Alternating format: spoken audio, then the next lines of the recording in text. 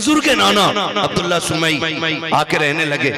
खुदा की कसम जानते हैं आप बच्चों के साथ थे। एक दिन हुआ यूं कि खातून अपना बच्चा लेके आई और आके कहने लगी हुजूर अब्दुल्ला सुमई के पास बच्चा बीमार है, इसे देख लीजिए। ये मेरे घर का अकेला चश्मा चिराग है, सुना के आपकी चौखट से कोई खाली नहीं जाता है। अब्दुल्ला सुमई ने बच्चे को देखा और देखने के बाद एक निगाह आसमान पे उठाई, कहने लगे ये बच्चा कुछ देर का मेहमान है। इतने में बच्चे ने आखिरी हिचकी ली, इंतकाल बच्चे का हो गया। माई रोते हुए जाने लगी। जाते जाते वो पाक बच्चों के साथ वहां खेल रहे थे। फरमाने लगे क्या बात है माई, क्यों रो रही है, क्यों रो रही है? अल्लाह अकबर। उसने कहा बच्चे क्या करोगे? मैं अब्दुल्ला सुमई के पास अपना बच्चा लाई थी और ये सोच के लाई थी कि शिफा मिल जाएगी, मेरा बच्चा खत्म हो गया है। वो कहते हैं इसकी जिंदगी नहीं है। आप फरमाते हैं उनसे जाके कह कि अगर इसके हक में नसीब में शिफा होती तो तुम्हारे पास आने की जरूरत ही क्या थी। समझ गए ना उसके जुमले, उनके जुमले का अगर शिफा नसीब में होती तो जरूरत ही क्या थी आने के लिए। तो आपके पास फिर पलट के आई, कहने लगी जरूर बताएं ना, अगर नसीब में नहीं है तो फिर यहाँ आने का फायदा क्या? नसीब में होती तो फिर मैं आती क्यों? तो आपने आंखें बंद की, कहने लगे क्या किया जाए, लोहे महफूज पे गुंजाइश भी नहीं है, गुंजाइश भी नहीं है। अब जब गई वापस तो रोती हुई जा रही थी, पहचान ना पाई वो सिपा। किसी ने कहा क्या बात है, कहा बच्चा मर गया है।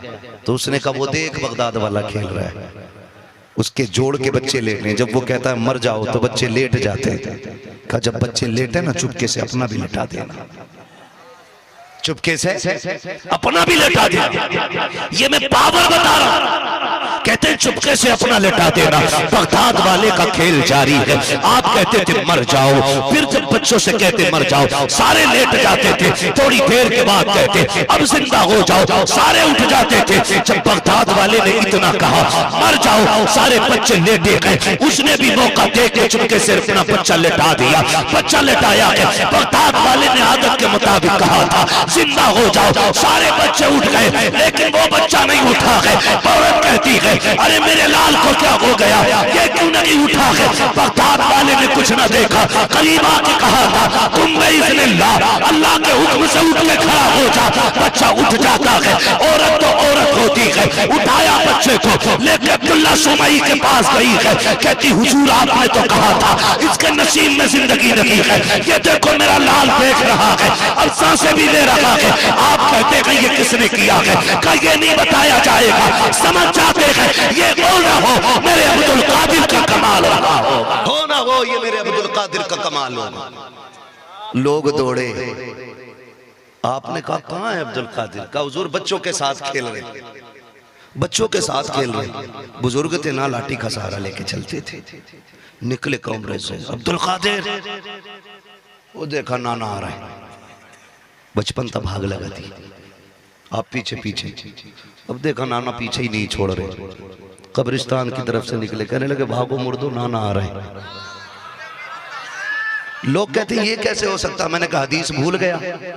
रब फरमाता जब कोई मेरा हो जाता है ना तो फिर मैं उसकी आंख बन जाता हूं जिससे वो देखा करता है, मैं उसकी जबान बन जाता हूं जिससे वो बोला करता है, मैं उसके हाथ बन जाता हूं जिससे वो पकड़ा करता है, मैं उसके पैर बन जाता हूं जिससे वो चला करता है।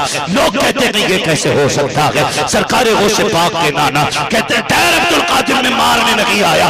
आप फरमाते जो जहां से आया वही चला जाए, सारे मुर्दे वापस लौट जाते हैं। आप कहते हैं अब्दुल कादिर मेरे लाल बता तो सही ये तूने कैसे कर दिया? लोग महफूज पे मैंने देखा था उसकी जिंदगी नहीं थी, वो जिंदा कैसे हो गया? कहते नाना देख के बताना, ये कुदरत आपको दी गई है, ना हुए को लिख देना। ये कुदरत रब ने अब्दुल कादिर जीलानी को अता फरमाई। काम कर लूं, मुकम्मल कर लूं। अल्लाह आपको सलामत रखे। अगर सारी बातें बगदाद वाले की जाए ना तो खुदा की कसम